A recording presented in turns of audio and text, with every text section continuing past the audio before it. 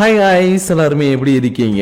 இன்னைக்கு நம்ம Tokyo cool anime season 3 ஓடிய எபிசோட் 10 தான் பார்க்க போறோம். அதனால போன எபிசோட பார்க்கலனா போய் பார்த்துட்டு வந்துருங்க. அப்பதான் இந்த எபிசோட்ல இருக்கக்கூடிய ஸ்டோரியை உங்களால தெளிவா புரிஞ்சுக்க முடியும். ஏன்னா கரெக்டா ஒரு அரை நேரத்துக்கு முன்னாடி தான் போட்டிருக்கேன். அதனால நிறைய பேருக்கு அந்த வீடியோ போட்டது தெரியாம கூட போயிடலாம். சோ அதனால பார்க்காதவங்க போய் பார்த்துட்டு வந்துருங்க. அப்புறம் அப்படியே ஆல்ரெடி பார்த்தவங்க நம்ம சேனலுக்குன்னு யாராச்சும் சப்ஸ்கிரைப் பண்ணாம இந்த வீடியோ பார்த்துக்கிட்டு இருக்கீங்கன்னா ஒரு பிரச்சனையும் கிடையாது. இந்த வீடியோ எப்பயும் போல பார்த்து முடிச்சுட்டு நம்ம சேனல்ல இருக்கக்கூடிய மத்த கண்டென்ட் எல்லாத்தையும் செக் பண்ணி பாருங்க. அப்போ உங்களுக்கு பிடிச்சிருந்தா மட்டும் சப்ஸ்கிரைப் பண்ணி பெல் ஐகான்ல வச்சுக்கோங்க. அது கூட சேர்த்து நம்ம சோஷியல் மீடியாவோட லிங்க் எல்லாமே டிஸ்கிரிப்ஷன்ல இருக்கும். அதை யூஸ் பண்ணி ஃபாலோ பண்ற மாதிரி இருந்தாலும் ஃபாலோ பண்ணிக்கோங்க. ஏன்னா நீங்க இப்ப பாத்துக்கிட்டு இருக்குது இன்ஃபினிட்டி அனிமேஷன் சேனல். வாங்க டைம் வேஸ்ட் பண்ணாம இந்த எபிசோடுக்குள்ள போயிடலாம். சோ இந்த எபிசோட் ஓபன் பண்ணதும் காணி அடி வாங்கி தப்பிச்சு ஓடி வந்திருப்பான் இல்லையா? அப்படி ஓடி வந்தவன் ஒரு இடத்துக்கிட்ட வந்த உடனே ரத்த வெள்ளத்துல இன்னும் இப்படி ஆயிடுச்சு, நம்ம பிளான் பண்றது எதுவுமே ஒழுங்கா நடக்க மாட்டேங்குதுன்னு புலம்பிக்கிட்டே வந்துகிட்டு இருக்க.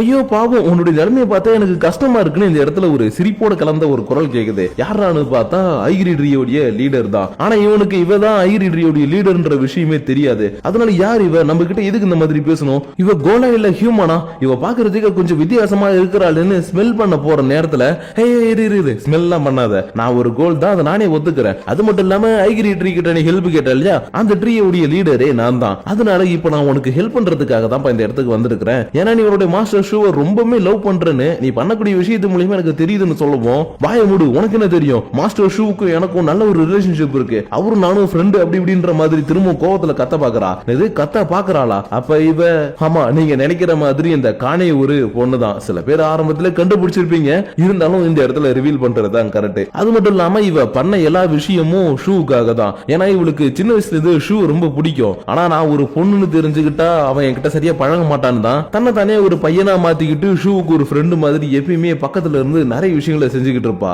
ஆனா என்ன பண்றது, ஷூ தான் ஒரு கட்டத்துக்கு மேல காணிக்கேன்னு உயிரிட ஆரம்பிச்சிட்டான் இல்லையா? அதனால தன்னுடைய மனசுக்குள்ள இருக்கக்கூடிய அந்த காதல்ன்ற அந்த செடியை வெட்டி கிடாசிட்டு காணிக்கையை பிடிச்சி அவர்கிட்ட ஒப்படைக்கணும்ன்ற அந்த ஒரு பெரிய மரத்தை வளர்த்துக்கிட்டு இவ காணிக்கையை பிடிக்கிறதுக்காக என்னென்னமோ பண்ணா. ஆனா என்ன பண்றது, காணிக்கையை கடைசி வரைக்கும் இவளால தொடக்கூட முடியல. அதனாலதான் இப்ப இந்த ஐகிரி ட்ரீயோட லீடரை இவளை மீட் பண்ணது மட்டும் இல்லாம இவளுடைய இந்த நிலைமை நம்மளுக்கு சாதகமா பயன்படுத்திக்கலான்னு அடுத்த செகண்டே இந்த ஆதாம் ஏவாள் கதை இருக்கும் இல்லையா, அதாவது ஆப்பிள கொடுத்து சாப்பிடக்கூடாதுன்னு கதை சொல்லியிருப்பாங்களே, அந்த மாதிரி ஒரு கதையை கிட்ட சொன்னதுக்கு அப்புறம் இங்க பாருப்பா, நம்மளுக்கு ஒரு விஷயம் தேவைன்னா நம்ம தான் இறங்கி முயற்சி பண்ணணும், அப்படி இல்லையா அதை அடிச்சு புடுங்கணும். சோ உனக்கு நான் என்ன சொல்றேன்னு புரியுதா? நீங்க சொல்றது எனக்கு புரியுது. நான் காணிக்கையாவை இப்ப கொல்லணும், அவனை கொன்னுட்டா ஷூ எனக்கு கிடைச்சிருவாரு அதுதானே. ஆனா நான் அப்படி பண்ண மாட்டேன், என்னுடைய ஷூ உடைய சந்தோஷம் தான் எனக்கு முக்கியம். இவ சொல்ல, இல்லப்பா நீ அப்படிதான் பண்ணணும், காணிக்கையாவை கொல்லணும். இல்ல நான் அப்படி பண்ண மாட்டேன். இல்ல கண்டிப்பா நீ கொல்லுவ, நான் பண்ணவே மாட்டேன், நீ கொல்லுவ நீ திரும்ப மைண்ட் வாஷ் பண்ற மாதிரி பேசணும். ஒரு கட்டத்துல இவளே ஆமா காணிக்கை சாகணும், காணிக்கை செத்தாதான் எனக்கு ஷூ கிடைப்பாரு, ஷூ கிடைக்கணும்னா காணிக்கை சாகணும், காணிக்கை செத்தாதான் ஷூ கிடைப்பாருன்னு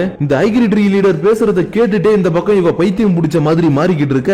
மறுநாள் காலையில யோரி ஜின்ஷிய பார்த்து செம்மையா திட்டிட்டு வீட்டுல இருந்து கிளம்பி போறான். ஏன்னா இந்த ஜின்ஷி நட்கரக்கரை கொன்னதுக்கு அப்புறம் ரீசெண்ட் டேஸாவே கொஞ்சம் மனசளவுல பாதிக்கப்பட்டிருக்கான் இல்லையா? அதனாலதான் இதுக்கப்புறம் என்னால டீம்ல இருக்க முடியாது, நான் டீமை விட்டு போலான்னு இருக்கிறேன்னு இவனுடைய டீம்ல இருக்கக்கூடிய யாருக்கிட்டயுமே சொல்லாம ஆபீஸுக்கு லெட்டர் எழுதலான்னு ட்ரை பண்ணி இருக்கிறான். அது எப்படி ஹியூரிக்கு தெரிஞ்சு போயிடுச்சு போல. அதனாலதான் ஏன்டா இப்படி முட்டாள்தனமா பண்ணிக்கிட்டு இருக்க, வேற ஏதாவது வேலை இருந்தா போய் பாடுறான்னு திட்டிட்டு கிளம்பி போக இவனுக்கு இப்ப என்ன பண்றதே தெரியாம ஒரு இடத்துல போய் உட்கார்ந்துகிட்டு தன்னுடைய தங்கச்சியை பத்தியும் தான் எப்படி இந்த சிசிஜுக்குள்ள வந்தான்றத பத்தியும் லைட்டா யோசிச்சு பாக்குறான். அதாவது இவனுடைய தங்கச்சியோட கண்ணுல ஜஸ்ட் சின்னதா இருந்த அந்த காகுனின்றது ஒரு மாதிரி மரமாட்டம் வளர்ந்து ரொம்ப பெருசா மாறிடுச்சு இல்லையா? அதனாலதான் அதெல்லாம் எப்படி நான் சரி பண்றது, அதை சரி பண்ணணும்னா எக்கச்சக்கமான பணம் தேவை. அது மட்டும் இல்லாம என்னோட தங்கச்சி அடிக்கடி கேப்பா, நான் ஒரு பிரின்சஸ் மாதிரி இருக்கணும்னா, நான் ஒரு பிரின்சஸ் மாதிரி மாறணும், எனக்கு எப்படியாச்சும் ஹெல்ப் பண்ணுனா இதை ரிமூவ் பண்ணுனான்னு என்கிட்ட கேட்டுக்கிட்டே இருப்பா. அதனால அதை எல்லாத்தையும் ரிமூவ் பண்ணணும்னா பணமும் தேவை. இன்னொரு பக்கம் இந்த வேலையை விட்டு போயும் ஆகணும். இப்ப நான் என்ன பண்றது, எனக்கு ரொம்ப குழப்பமா இருக்குதுன்னு உட்காந்து இவன் யோசிச்சுட்டு இருக்கும் போது தான் இவனை பாக்குறதுக்காக ஒரு இன்வெஸ்டிகேட்டர் வந்திருக்காரு. அதாவது இப்ப ஷூ உடைய ஃபேமிலி பண்ணக்கூடிய விஷயத்தை எல்லாத்தையும் கண்டுபிடிக்கிறதுக்காக ஒரு டீம் ஒன்று கிரியேட் பண்ணிருக்காங்க இல்லையா?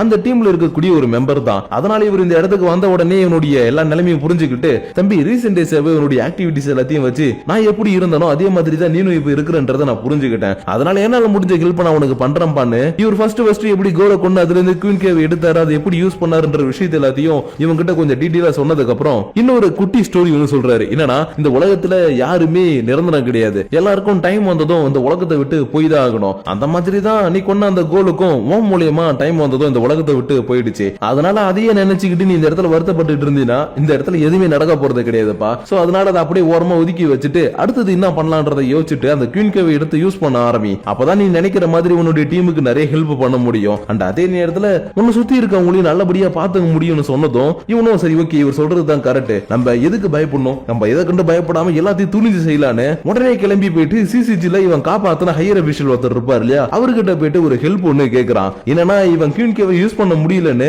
திரும்பவும் இது எனக்கு வேணாம் இதை டிஸ்மாண்டில் பண்றீங்கன்னு சொல்லி அனுப்பி வச்சிருப்பான். அதனாலதான் அது திரும்ப வாங்கணும்னா இவருடைய ஹெல்ப் தேவைன்னு இவர்கிட்ட வந்து எனக்கு ஏதாவது ஹெல்ப் பண்ணுங்கன்னு கேட்டதுக்கு அப்புறம் திரும்ப வீட்டுக்கு வந்துட்டு எல்லாரும் என்ன மன்னிச்சிருங்க அப்படின்ட்டு எல்லாத்தையும் மன்னிப்பு கேட்டுட்டு இருக்கான். ஏன்னா இவன் காலைல இந்த டீம் விட்டு போறதை பத்தி யோசிச்சான் இல்லையா, அதனாலதான் அந்த விஷயத்தை பத்தி எல்லாத்தையுமே இவங்க கிட்ட சொன்னதுக்கு அப்புறம் மன்னிப்பு கேட்டுட்டு இவரு கிட்ட நீ பண்ண விஷயத்தை எல்லாத்துக்கும் ரொம்பவே தேங்க்ஸ் பண்ண சொல்லிட்டு போறான். ஏன்னா இவரு தானே ஃபர்ஸ்ட் இவன் இந்த மாதிரி பண்ண போறான்னு தெரிஞ்சதும் இவனை மண்டையில தட்டுற மாதிரி அட்வைஸ் பண்ணிட்டு போயிருந்திருப்பான். அதனாலதான் இவன் எல்லாருக்கிட்டையும் சாரி கேட்டுட்டு போகும்போது இவன் கிட்ட மட்டும் ஸ்பெஷலா தேங்க்ஸ் சொல்லிட்டு போக இன்னைக்கு ஈவினிங் சிசிஜில இவங்களுக்காக ஒரு மீட்டிங் ஒன்னு அரேஞ்ச் பண்ணி இருக்காங்க.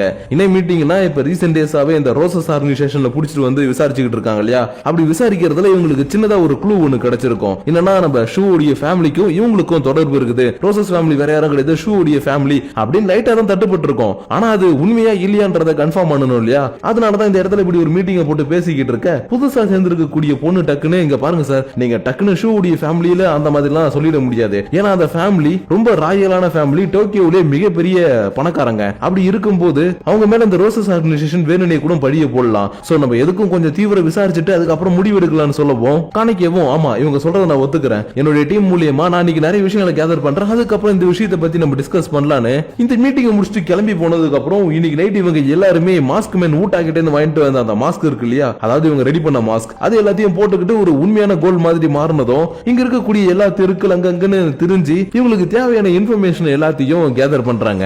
ஆனா இவங்களுக்கு பெருசா உபயோகப்படுற மாதிரி எந்த ஒரு இன்ஃபர்மேஷனும் கிடைக்கலையாட்டுக்கு. அதனால பெருசா எதுவும் கிடைக்கலப்பா, உனக்கு ஏதாவது இன்ஃபர்மேஷன் கிடைச்சதுன்னு ஐசே கிட்ட கேட்கவும் ஐசே நான் என்னத்த சொல்லுவேன்ற மாதிரி நடந்ததை யோசிச்சு பாக்குறான். என்னன்னா இவன் இப்ப ஐபேஜ் கோல்டோடைய அந்த மாஸ்க் தானே போட்டிருக்கான், அதனால இதை போட்டுக்கிட்டு லைட்டா ஒரு தெருவுக்குள்ள போகவும் அங்க இருக்கக்கூடிய கோல்ஸ் எல்லாம் பார்த்துட்டு டேய் ஐபேஜ்ரா ரொம்ப வருஷத்துக்கு அப்புறம் ஐபேஜ் வந்துட்டான் இங்க இருக்காங்க ஓடுங்கடா ஓடுங்கடான்னு இவனை பார்த்ததுக்கே கோல்ஸ் எல்லாம் தலை தெறிக்க ஓடி போயிடுச்சுங்க. அதனாலதான் நான் நடந்ததை என்னன்னு சொல்லி உங்களுக்கு புரிய வைப்பேன்னு யோசிச்சுக்கிட்டே இவன் திரும்பவும் ரூமுக்கு வரவும் இவனுடைய மாஸ்க பார்த்துக்கிட்டே இன்னைக்கு நடந்த விஷயத்தை எல்லாத்தையும் யோசிச்சுக்கிட்டே இருக்கிறான். ஏன்னா இவனை பார்த்ததுமே எல்லாருமே ஐபேச்சுன்னு கதறி ஓடினாங்க இல்லையா, அதனால எதுக்காக அப்படி என்ன பார்த்துட்டு ஓடினாங்க, நான் என்னுடைய பாஸ்ட் லைஃப்ல அப்படி என்ன பண்ணேன், எனக்கே அந்த ஞாபகங்கள்லாம் வரமாட்டேங்குதுன்னு இவன் லைட்டா யோசிக்கவும் இவனுக்குள்ள இருக்கக்கூடிய காணிக்கையுடைய கேரக்டர் இவனுக்கு பின்னாடி உட்காந்துக்கிட்டு இல்ல நான் அப்படி பண்ணிருக்க கூடாது, நான் அவனை கொண்டு இருக்க கூடாது, அந்த அம்மா நான் கொண்டு இருக்க கூடாதுன்னு அழுகுற மாதிரி இவனுக்கு தெரியவும் இல்லது நான் அம்மான கொண்டுட்டேன்னு இவன் லைட்டா திரும்பி பார்க்க மறுநாள் காலையில ஷூடைய வீட்டுல இருக்கக்கூடிய ஒரு சர்வெண்ட் உட்காந்து ரொம்பவே ஃபீல் பண்ணிக்கிட்டு இருக்கா. அதனால இவ்வளவு ஷூ பார்த்ததும் இங்க பாரு நீ எதுக்கு ஃபீல் பண்றேன்னு எனக்கு தெரியும், உன்னுடைய ஹஸ்பண்ட் அந்த சிசில இருக்கிறவங்க புடிச்சிட்டாங்கல்ல, ஆனா நீ எதுக்கும் கவலைப்படாத, கண்டிப்பா அவனை நம்ம காப்பாத்திடலாம், அதுக்கு எனக்கு கொஞ்சம் டைம் மட்டும் கொடு, ஏன்னா இன்னைக்கு என்ன ஒருத்தவன் மீட் பண்ண வர சொல்லி கூப்பிட்டு இருக்கான், அதனால அவனை போய் நான் மீட் பண்ணதுக்கு அப்புறம் கண்டிப்பா உன்னுடைய ஹஸ்பண்ட போய் நான் காப்பாத்திட்டு வந்துடுறேன்ற மாதிரி சொல்லிட்டு இவன் டைரக்டா இப்ப யாரை மீட் பண்றதுக்காக வந்திருக்கான்னு பார்த்தா ஐசிஏவை மீட் பண்றதுக்கு தான் வந்திருக்கான். ஏன்னா ஷூ என்னைக்கு ஐசிஏ இந்த இடத்துல மீட் பண்ணானோ அன்னையில இருந்து தினமும் ஈவினிங் ஆனதும் இவனை மீட் பண்றதுக்காக இந்த இடத்துக்கு அடிக்கடி வந்துட்டு போவான். அது மட்டும் இல்லாம இவன் கிட்ட பேசும்போதெல்லாம் இவன் ஆல்ரெடி தெரிஞ்ச மாதிரியே பேசுவான் இல்லையா, அதனாலதான் ஐசிஏ தன்னுடைய பாஸ்ட் லைஃபை பத்தி ஏதாவது தெரிஞ்சுக்கலான்றதுக்காக இவன் இந்த இடத்துக்கு வர சொல்லி இருப்பான். ஆனா இவன் தன்னுடைய பாஸ்ட் லைஃபை பத்தி கேட்டு தெரிஞ்சுக்கிறதுக்காக தான் நம்மள இந்த இடத்துக்கு வர சொல்லி இருக்கிறான்னு ஷூக்கு தெரிஞ்ச உடனே இல்லப்பா அப்படிலாம் எனக்கு யாருமே தெரியாது, யாருப்பா அந்த காணிக்கைன்னு இவன் கிட்டே கேட்கிறான். ஏன்னா இவன் ஐசிஏவா இருக்கும்போது தான் இவன் கிட்ட ரொம்பவே நெருங்கி பழகுறான். அப்படி இருக்கும்போது காணிக்கைய வெளியில வந்துட்டானா இவன் கிட்ட சரியா பழக மாட்டான், டிஸ்டன்ஸ் மெயின்டைன் பண்ணுவான், எப்பயாச்சும் தான் ஆடிக்கு ஒரு வாசி அமாசிக்கு ஒரு வாசி பாப்பான் இல்லையா, அதனாலதான் இல்ல எனக்கு காணிக்கை எவ்வளவு பத்தி தெரியாது, நீ யாரை பத்தி கேட்கறோன்னு எனக்கு தெரியாதுன்னு இவனுக்கு தெரிஞ்ச எந்த ஒரு உண்மையும் இவன் கிட்ட சொல்லாம எந்த இடத்துல இருந்து கிளம்பி போற வழி நெடுக்க இவனுக்கு கண்ணுல இருந்து தாரதாரியா கண்ணீர் கொட்டிக்கிட்டே இருக்குது. ஏன்னா இவன் ஆரம்பத்துல காணிக்கையை சாப்பிடணும், அவனை சாப்பிட்டா எனக்கு பவர் அதிகமா கிடைக்கணும்னு அந்த ஒரு மைண்ட் தாட்ல இருந்தாலும் ஒரு கட்டத்துக்கு மேல காணிக்கை மேல லைட்டா ஒரு லவ் ஒண்ணு கிரியேட் ஆயிடுச்சு இவனுக்கு. அதனாலதான் அவன் கிட்ட எந்த ஒரு உண்மையை என்னால சொல்ல முடியல, அண்ட் அதே நேரத்துல என்னுடைய ஃபேமிலியில இருக்கவங்க மேலயும் என்னால கான்சென்ட்ரேஷன் பண்ண முடியல, எனக்கு என்ன பண்றதுன்னு ஒண்ணுமே தெரியலன்னு இவன் ஒரு பக்கம் அழுதுகிட்டே போய்கிட்டு இருக்க. காலையில இவன் கிட்ட வந்து அழுதுகிட்டே ஒரு பொண்ணு பேசிக்கிட்டு இருந்தா இல்லையா, அந்த பொண்ணை சிசிஜில இருக்கிறவங்க புடிச்சிட்டு போயிட்டாங்க. ஏன்னா ஷூ காலையில தன்னுடைய ஹஸ்பண்ட காப்பாத்த போறேன்னு சொல்லி இருந்தா இவ பேசாம அமைதியா இருந்திருப்பா. ஆனா ஷூ வேற ஒருத்தர் மீட் பண்ணிட்டு போயிட்டு நான் காப்பாத்துறேன்னு சொல்லிட்டு போனா இல்லையா, அதனாலதான் யார் என்ன பண்ணாலும் பரவாயில்ல என்னுடைய ஹஸ்பண்ட நானே காப்பாத்துறேன்னு இவளே களத்துல இறங்கி வந்திருப்பா. ஆனா வந்தவ வசமா ஷிகி கிட்டே மாட்டிக்கிட்டதுனால ஏமா கண்ணே உங்ககிட்ட எனக்கு நிறைய இன்ஃபர்மேஷன் வேணும், அதை நீ இப்ப சொல்ல போறியா இல்லையான்னு மரம் இருக்கக்கூடிய மிஷின் இருக்கு இல்லையா, அதாவது ரம்பம் சொல்லுவாங்க இல்லையா, அந்த மிஷினை வச்சுக்கிட்டு இவ்வளவு டார்ச்சர் பண்ணிக்கிட்டு இருக்க இந்த பொண்ணு இவங்களுக்கு தேவையான எல்லா இன்ஃபர்மேஷனையும் சொல்ல ஆரம்பிச்சுட்டா. அதனால இதை கேட்டதுக்கு அப்புறம் இவங்க செம பதட்டத்தோட போயிட்டு ஜெனரல் சேர்மனா இருக்கக்கூடிய டஷுயா வாஷுன்றவரை போய் மீட் பண்ணி இவங்க கேதர் பண்ண விஷயத்தை எல்லாத்தையுமே சொல்ல ஆரம்பிக்கிறாங்க. ஏன்னா ஏன்னா ஷூவுடைய ஃபேமிலி ஒரு ராயல்டி ஃபேமிலின்றதுனால அவங்களுக்கு சிசிஜி கூட அப்புறம் பெரிய பெரிய ஆர்கனைசேஷன் கூட எல்லாம் தொடர்பு இருக்குது. அதனாலதான் அவங்கள நாங்க அட்டாக் பண்ண போறோம். எங்களுக்கு கிடைச்ச இன்ஃபர்மேஷன் எல்லாமே 100% கரெக்டா இருக்குது. சோ எங்களுக்கு பர்மிஷன் கொடுங்கன்னு ஜெனரல் சேர்மன்ட்ட வந்து கேட்க இவரு கொஞ்சம் கூட யோசிக்காம அடுத்த செகண்டே ஓகேப்பா நீங்க போய் அட்டாக் பண்ண போறீங்களா, தாராளமா அட்டாக் பண்ணுங்கன்னு ஃபுல் பர்மிஷன் கொடுத்துறாரு. ஏன்னா இவருக்கு ஷூவுடைய ஃபேமிலி யாரு என்னன்ற விஷயம் ஆல்ரெடி தெரியும். இருந்தாலும் அவங்கள பத்தின விஷயங்கள் எதுவுமே வெளியில வராத அளவுக்கு அவங்க பணத்தை வச்சு கவர் பண்ணிருக்காங்க இல்லையா. அதனாலதான் என்னைக்காச்சும் ஒரு நாள் சிக்குவீங்கடி, அன்னைக்கு உங்களை நான் வச்சு செய்யறேன்னு ஒரு ரொம்ப நாளாவே இந்த நாளுக்காக வெயிட் பண்ணிட்டு இருந்திருக்காரு போல. அதனாலதான் இவங்க இந்த இன்ஃபர்மேஷன் எல்லாம் கேதர் பண்ணி வந்து சொன்னதுக்கு அப்புறம் ஓகே ஆதாரங்கள்லாம் பக்காவா இருக்கு, உடனே போய் போட்டு தள்ளுங்கன்னு ஆர்டரை போட, இன்னொரு பக்கம் ஐசிசிசிஜி உடைய ரெக்கார்ட் ரூமுக்கு வந்து இங்க இருக்கக்கூடிய விஷயங்கள் எல்லாத்தையுமே படிச்சு பார்த்து யாருன்றத தெரிஞ்சுக்கிறதுக்காக ட்ரை பண்ணிக்கிட்டு இருக்கான். இதுலயும் முக்கியமா அமான் எப்படி இறந்தாருன்றதையும் படிச்சு பார்க்கறான். அப்படி படிச்சு பார்க்கும்போது தான் இவனுக்கு ஒரு பெரிய ஷாக்கு. என்னன்னா அமானை கொன்னது 1 பேஜ் கோலான காணிக்கேன்னு இதுல போட்டு இருக்கும். அதனால இதை படிச்ச உடனே நான் தான் அப்பனா அவர் கொண்டிருக்கணும், நான் தான் என்னுடைய பாஸ்ட் லைஃப்ல அவர் கொண்டனான்ற மாதிரி பாத்துக்கிட்டு இருக்கும் போதே கரெக்டா இந்த இடத்துக்கு அக்கிரோமோட வந்து தம்பி நீ அதெல்லாம் படிக்க தேவையில்ல, அதை பத்தி நீ எதுவுமே தெரிஞ்சுக்க கூடாது, அதுல போட்டுக்கிறது உண்மை கிடையாதுன்னு சொல்லவும் இல்ல நீங்க என்கிட்ட போய் சொல்லாதீங்க, என்னுடைய பாஸ்ட் லைஃப்ல நான் தான் அமான கொண்டனா, அதுக்கான பதில மட்டும் சொல்லுங்கன்னு கேட்க இல்ல அதை நீ பண்ணலப்பா, நீ ஐசி நீ ஒன்னும் காணிக்க கிடையாதுன்னு திரும்பவும் இவங்க பதில் சொல்லவும் நிறுத்துங்க, எத்தனை நாள் தான் இப்படியே போய் சொல்லிக்கிட்டு இருப்பீங்க, நான் காணிக்க என்ற விஷயம் எனக்கு நல்லாவே தெரிஞ்சு போயிடுச்சு, ஆனா நான் காணிக்கையாவா இருக்கும் போது என்ன பண்ணுன்னு எனக்கு இன்னமும் ஞாபகம் வரல, ஆனா ஒரு விஷயம் மட்டும் உண்மை இல்ல, உங்க எல்லாருக்கும் நெருக்கமானவள நான் கொண்டு இருக்கிறேன், நான் அப்ப ரொம்ப கொடூரமானவல்ல, நான் ரொம்ப தப்பானவல்ல, நீ அழுக ஆரம்பிக்கவும் அக்கிரோவோட கொஞ்சம் கூட கோவப்படாம டைரக்டா வந்து இவனை கட்டி பிடிச்சிட்டீங்க, பாருப்பா நீ எதுவுமே தப்பு பண்ணல, நீ இப்ப ஐசே அதை மட்டும் ஞாபகத்துல வச்சுக்கோ, முன்னால இங்க நிறைய பேர் இப்ப சந்தோஷமா இருக்கிறாங்க, அதனால இதை நினைச்சு நீ சந்தோஷப்படு, பாஸ்ட் லைஃப பத்தி யோசிக்காதன்னு இவன் தன்னுடைய பாஸ்ட் லைஃப பத்தி எதுவுமே தெரிஞ்சுக்க கூடாதுன்னு இவங்களும் தன்னுடைய ரோலை பக்காவா இந்த இடத்துல பண்ணிக்கிட்டு இருக்காங்க. ஏன்னா இவன் தன்னுடைய பாஸ்ட் லைஃப பத்தி தெரிஞ்சுக்கிட்டானா இங்க இருக்கக்கூடிய ஒருத்தன் கூட உயிரோட இருக்க முடியாது இல்லையா. அதனாலதான் இவனை நம்ம கண்ட்ரோல்ல வச்சுக்கணும்னா இவனுக்கு பழைய விஷயங்கள் எதுவுமே நாம வரக்கூடாதுன்னு இவங்க தன்னுடைய ரோலை பக்காவா இந்த இடத்துல பண்ணிக்கிட்டு இருக்க. இன்னொரு பக்கம் ஷூவோடைய அப்பா தம்பி வாப்பா ஒரு காஃபி குடிப்பான்னு ஷூவுக்கு ஒரு காஃபியை போட்டு கொடுக்க இவனும் என்னப்பா இன்னைக்கு எப்பயும் இல்லாம காஃபி போட்டு கொடுக்குறீங்க, லைட்டா எடுத்து வாயில வைக்கும் போது அப்படியே மயக்கம் போட்டு கீழே விட கொஞ்ச நேரம் கழிச்சு இவன் கார்ல தான் கண்ணு முடிக்கிறான். அதனால இன்னும் வச்சு நான் எப்படி இங்க வந்தேன்னு கேட்கும் போதுதான் இவனுடைய வீட்டுல நடந்த அந்த சம்பவத்தை இவனுக்கு சொல்றாங்க. என்னன்னா இவனுடைய அப்பாவுக்கு சிசிசில இருக்கிறவங்க நம்மள அட்டாக் பண்ண போறாங்கன்ற விஷயம் நல்லாவே தெரிஞ்சு போயிடுச்சு. அதனாலதான் நான் மாட்டானு பரவாயில்ல, என்னுடைய பையனுக்கு எதுவுமே ஆக கூடாதுன்னு ஷூவை தப்பிக்க வச்சுட்டு சண்டை கூட போடாம டைரக்டா போயிட்டு நானே உங்கள்ட்ட சரண்டர் ஆகுறேன்னு சரண்டர் ஆயிருப்பாரு. அதனால அந்த விஷயம் எல்லாமே இப்ப இவனுக்கு தெரியும் வந்ததும் காரை திருப்புங்க, ஏன் இப்படி போறீங்க, திருப்புங்க, என்னுடைய அப்பா போய் காப்பாத்தலாம் இவன் கதற. சார் அதுக்கு வாய்ப்பு இல்ல, உங்க அப்பாவை அவங்க கூட்டிட்டு போய் ரொம்ப நேரம் ஆச்சு, நம்ம இப்ப உங்களுடைய ஆபீஸுக்கு போயிட்டு இருக்கிறோம், சோ நம்ம சீக்கிரம் அங்க போயிடுவோம்னு சொல்லவும் இவனுக்கும் என்ன பண்றதுனே தெரியாம அப்படியே அமைதியா உட்காந்துட்டான். ஆனா இவனுடைய ஆபீஸுக்கு வந்து பார்த்தா இவனுக்கு ஹெல்ப் பண்றதுக்காக கிட்டத்தட்ட இந்த ஆபீஸ்ல இருக்கக்கூடிய முக்காவாசி பேர் வந்திருக்காங்க. ஏன்னா ஷூவுடைய அப்பா ஜஸ்ட் கம்பெனி மட்டும் நடத்தல, இங்க இருக்கவங்க எல்லாரோடைய லைஃபையும் ரொம்பவே நல்லபடியா வச்சுக்கிட்டாரு. அதாவது குடும்பத்துக்கு ஹெல்ப் பண்றது, நிறைய விஷயங்கள் செய்யறதுன்னு கோல்ஸ் ஹியூமன்ஸ் பார்க்காம ரெண்டு பேருக்குமே பாரபட்சம் இல்லாம நிறைய விஷயங்களை செஞ்சிருக்கிறாரு.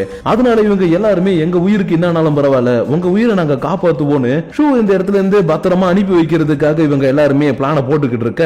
இன்னொரு பக்கம் சீனியர் இன்வெஸ்டிகேட்டரா இருக்கக்கூடிய வாஷுவுக்கு இப்பதான் ஒரு விஷயம் தட்டுப்படுது. என்னன்னா ரோசஸ் என்ற அந்த ஆர்கனைசேஷனை சேர்ந்தவங்க தங்களுடைய உயிரை கொடுத்து கூட மாஸ்டர்ஸை காப்பாற்றக்கூடிய ஒரு கோல்ஸ். அதனாலதான் அந்த கோல்ஸ் எல்லாம் எங்க போனாங்க, இவர் மட்டும் வந்து தானாவே சரண்டர் ஆயிருக்கிறாரு. இங்க என்ன நடக்குதுன்னு யோசிக்கும் போது தான் ஷூவுடைய ஃபேமிலிக்கு இந்த சிட்டில எக்கச்சக்கமான ஆபீஸ் பில்டிங் இருக்குதுன்ற விஷயம் ஞாபகம் வருது.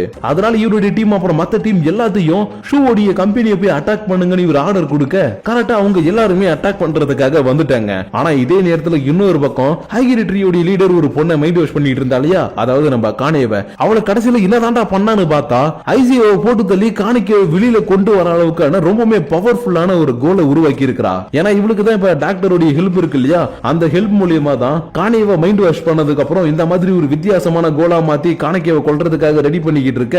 அப்படியே இந்த இடத்துல இந்த எபிசோட முடிக்கிறாங்க. சோ கைஸ் இன்னைக்கு நம்ம பார்த்த இந்த எபிசோட் கண்டிப்பா உங்களுக்கு பிடிச்சிருக்கும் நினைக்கிறேன். அது மட்டும் இல்லாம கூடவே சேர்ந்து எக்கச்சக்கமான சந்தேகத்தையும் கொடுத்திருக்கும் நினைக்கிறேன். ஏன்னா நான் நிறைய விஷயங்களை உள்ள டீடைலா சொல்ல, ஏன்னா இதுக்கப்புறம் வரப்போற எபிசோட்ல அதுக்கான டீடைல்ஸ் இருக்குது. அதனால எனக்காக கொஞ்சம் வெயிட் பண்ணுங்க, நாளைக்கு உங்களை நான் எபிசோடோட வந்து மீட் பண்றேன். ஆனா அதுக்கு முன்னாடி நீங்க எப்பயும் போல உங்களுடைய பர்சனல் தாட்ஸ் அண்ட் வியூஸை கமெண்ட் பண்றதுக்கு முன்னாடி கீழே இருக்கக்கூடிய லைக் ஷேர் பட்டனை தட்டி விட்டுட்டு அதுக்கப்புறம் கீழே இருக்கக்கூடிய கமெண்ட் செக்ஷன்ல உங்களுடைய கமெண்ட்ஸை கமெண்ட் பண்ணுங்க. அப்படி நீங்க பண்ணக்கூடிய அந்த கமெண்ட்ஸோட சேர்த்து உங்களை நான் நெக்ஸ்ட் எபிசோடோட வந்து மீட் பண்ற வரைக்கும் உங்களிடமிருந்து விடைபெறுவது உங்கள் நான்.